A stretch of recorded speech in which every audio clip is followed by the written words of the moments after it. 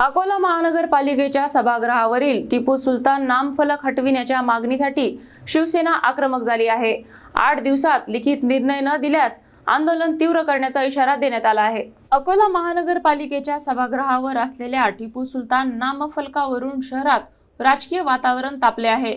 शिवसेनेच्या पदाधिकाऱ्यांनी 10 दिवसापूर्वी मनपा आयुक्तांना निवेदने देत नामफलक हटविण्याची मागणी केली होती। मात्र अद्याप कोणतीही लिखित कारवाई किंवा उत्तर मिळाले नसल्याचा आरोप करण्यात आला आहे।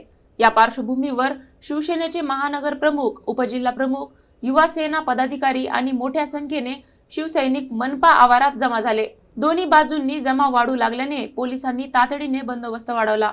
परिस्थिती नियंत्रणात ठेवण्यासाठी आयुक्तांनी 8 दिवसात लिखित स्वरूपात निर्णय कळविण्याचे आश्वासन दिल्यानंतर आंदोलन स्थगित करण्यात आले। टिपू सुलतानचे नाव हटवून त्याऐवजी राष्ट्रहिताशी संबंधित व्यक्तीचे नाव द्यावे अशी मागणी करण्यात आली आहे।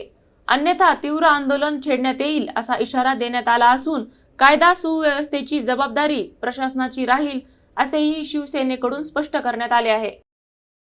आम्ही वारंवार सांगितलं की तुम्ही छत्रपती संभाजी महाराज नाव द्या किंवा एपीजे अब्दुल कलाम याचं नाव द्या। हे जे नाराधम आहे याचं इथे बोर्ड नाही पाहिजे।